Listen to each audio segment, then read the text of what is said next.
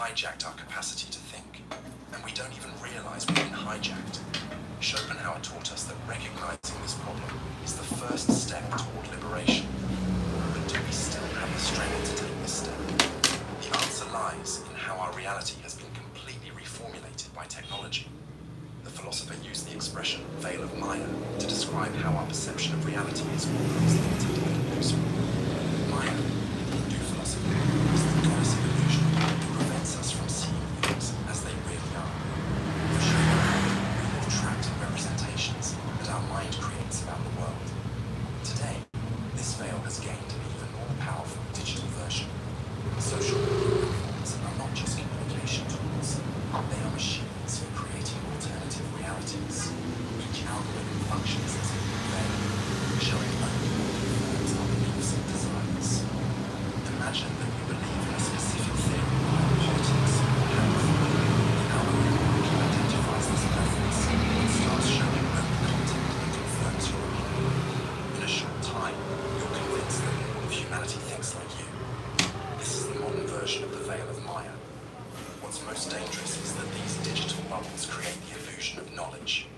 We see hundreds of posts, videos, and articles that confirm our worldview.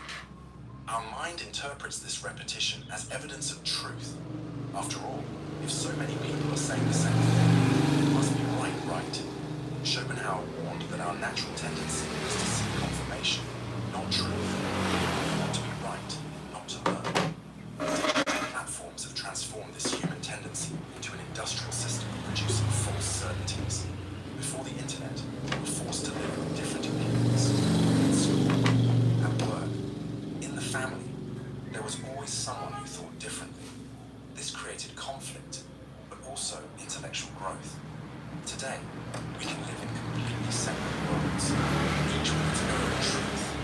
The result is a society fragmented into digital tribes, each convinced of possessing absolute truth. And the more fragmented we become, the less capable we are of thinking beyond our bubbles. The digital veil of Maya doesn't just prevent us from seeing reality. It convinces us that our illusion is more real than reality itself. This transformation in how we perceive the world leads us directly to the next aspect of the crisis. How our natural pessimism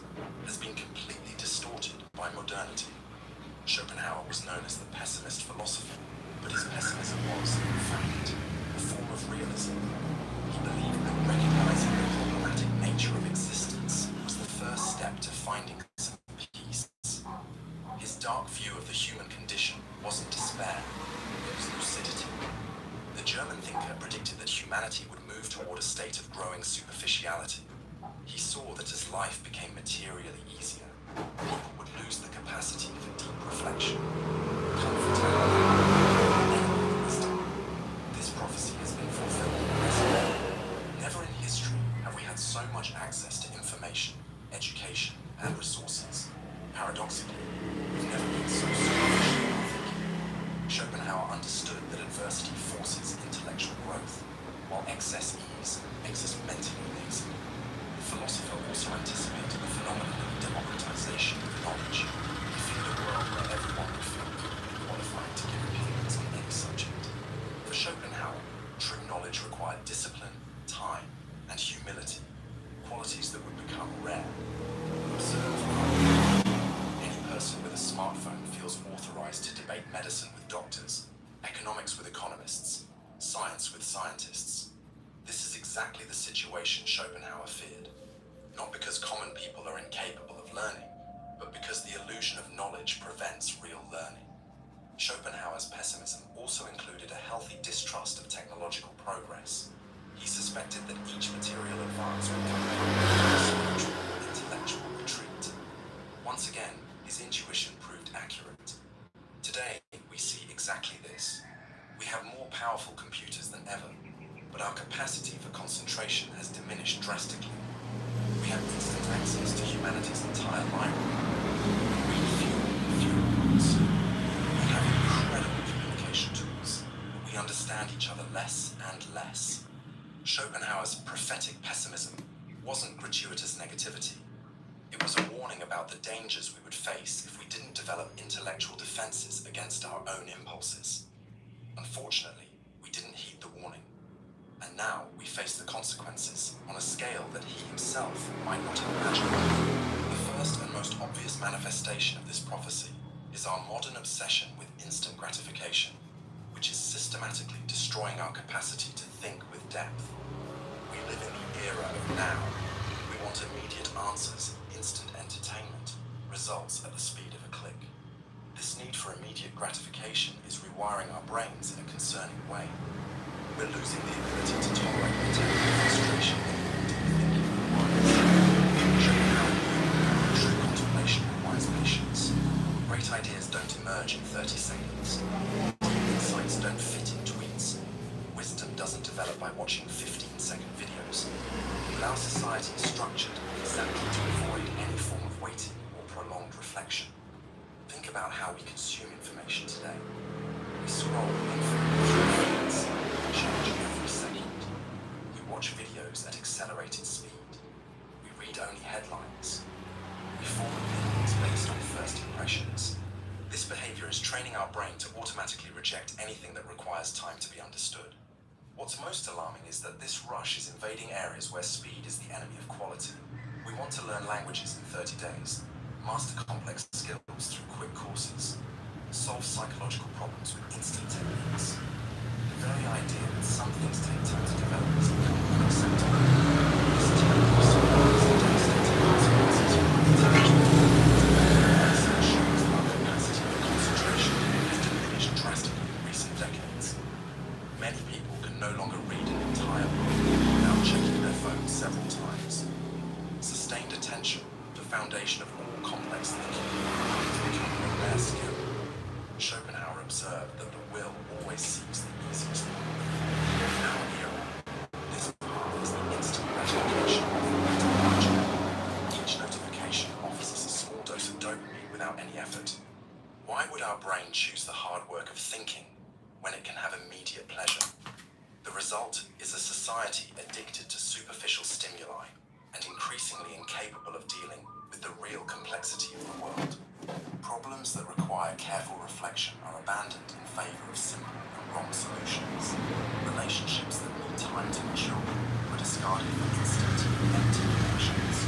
This dynamic leads us directly to the empire of superficiality, where the appearance of knowledge has completely replaced the search for truth.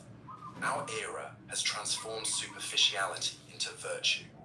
Being dynamic, agile, and connected has become more valued than being reflective, careful, and deep. This inversion of values is undermining the foundations of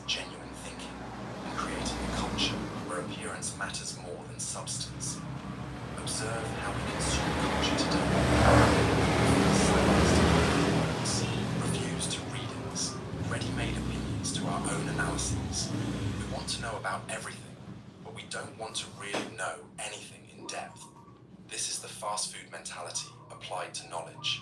Quick, easy, but nutritionally empty. Social media has amplified this phenomenon to the extreme. Platforms like Instagram and TikTok are structurally incompatible with depth. Everything needs to be visual, immediate, impactful. Complex ideas are reduced to memes. Millennial philosophies are motivational posts. Scientific discoveries transform into sensationalist headlines. This superficiality isn't just an aesthetic preference, it's changing our way of thinking. When we get used to consuming only simplified versions of reality, we lose the capacity to deal with real complexity. We begin to expect everything to be simple, clear, and definitive. Schopenhauer warned that the will always prefers the easy to the true. In our era, technology has made it extremely easy to avoid any confrontation with complexity. We can live entirely in a world of simple explanations, quick answers, and comfortable certainties. The problem is that reality isn't simple. Questions like justice, relationships, politics, economics are intrinsically complex. When we try to force them into superficial formats, we're not explaining them better, we're completely distorting them. This distortion has serious consequences. People educated on a diet of artificial simplicity become incapable of making complex decisions. When they face real problems, which always involve multiple variables, trade-offs, and uncertainties, they become paralyzed or make choices based on superficial criteria. The empire of superficiality also creates a false sense of understanding. After reading a post about economics, we feel we understand economics. After watching a video about relationships, we consider ourselves psychology experts. This illusion of knowledge is ignorance, because it prevents us from seeking true learning. This superficial dynamic connects directly with another alarming phenomenon, the massification of thought, where intellectual diversity is being replaced by algorithmic conformity. One of the most concerning characteristics of our era is how similar thoughts spread instantly across millions of people. We're not just talking about fads or trends, but specific ways of interpreting events, problems, and solutions. It's as if humanity is losing its intellectual diversity. Schopenhauer valued originality of thought above almost everything. For him, the capacity to think independently was the mark of true intelligence. He despised what he called herd thinking, the tendency to repeat popular ideas without critical questioning. Today, this herd thinking has been industrialized. Social media algorithms create echo chambers where the same ideas circulate indefinitely among the same people. The result is a homogenization of thought that would have been impossible before the digital era. Imagine 10 different people from completely distinct backgrounds sharing exactly the same opinion about a complex event, even using similar words. This phenomenon, increasingly common, reveals how our capacity to think independently is being undermined by technological forces. What's most disturbing is that this massification disguises itself as diversity. We see many different voices speaking, but all saying essentially the same thing. The internet gives us the illusion of being exposed to multiple perspectives, when in reality we're receiving superficial variations of the same basic thing. This homogenization happens through psychological mechanisms that Schopenhauer had already identified. People have a natural fear of thinking differently. They want to be accepted in the environment and shared. So, consciously or not, they adjust their opinions to align with what they perceive as social consensus. Digital platforms have amplified this phenomenon by providing instant feedback on our ideas. How many likes, shares, positive comments and opinion receives becomes the criterion for determining its validity. Ideas that don't receive social approval are quickly abandoned, even though they might be correct. The result is a society where millions of people believe they're thinking independently, but are actually just reproducing variations of the same limited set of ideas. This false diversity is even more dangerous than open uniformity, because it prevents us from realizing that we've lost our capacity for original thought. This massification of thought leads us directly to the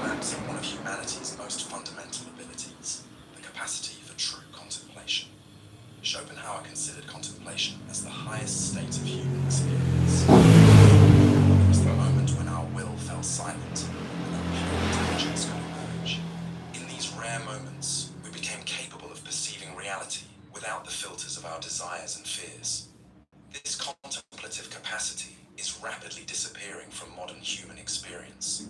We're losing the ability to simply observe without judging, to be present without reacting, to think without seeking immediate conclusions.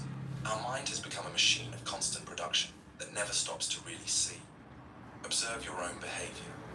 How many times per day can you stay in total silence, without external stimuli, just observing your own thoughts? How many times can you a tree, a person, a problem, without immediately classifying, judging, or seeking utility? Contemplation requires a type of patience that our society has systematically attacked. It requires the capacity to tolerate emptiness, uncertainty, but we've been trained to fill every empty second with some form of entertainment or distraction. The smartphone has become contemplation's number one enemy. Its mere presence, even when turned off, is sufficient to reduce our capacity for concentration. Our brain knows that at any moment it can access infinite distractions, so it never manages to surrender completely to the present moment. This loss of contemplation has devastating consequences for our intelligence. It's during contemplative moments that the deepest insights emerge, the most creative connections, the most meaningful understandings. Without these moments, our thinking becomes purely reactive and superficial. Schopenhauer believed that art, nature, and philosophy were paths to contemplation. But observe how we consume art today. We listen to music while doing other things, watch movies while checking our phones, visit museums taking selfies. We've transformed contemplative experiences into content production opportunities. The same happens with nature. A walk that should be a moment of silence and reflection becomes a photo session for social media.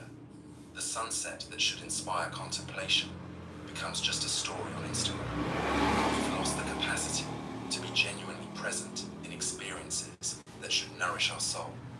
This atrophy of contemplation is directly connected to this problem. Our confusion between having an opinion and having knowledge. One of the most striking characteristics of our era is how people confuse having a strong opinion with possessing real knowledge. This confusion is generating a society where everyone feels qualified to debate any subject, regardless of their training or experience in the area. Schopenhauer made a clear distinction between knowledge and opinion. For him, true knowledge emerged from careful contemplation and disciplined study. Opinion, on the other hand, was often just a disguised expression of desires and prejudices. Today, this distinction has completely disappeared. Social media has transformed every person into a specialist commentator on all possible subjects: medicine, economics, psychology, politics.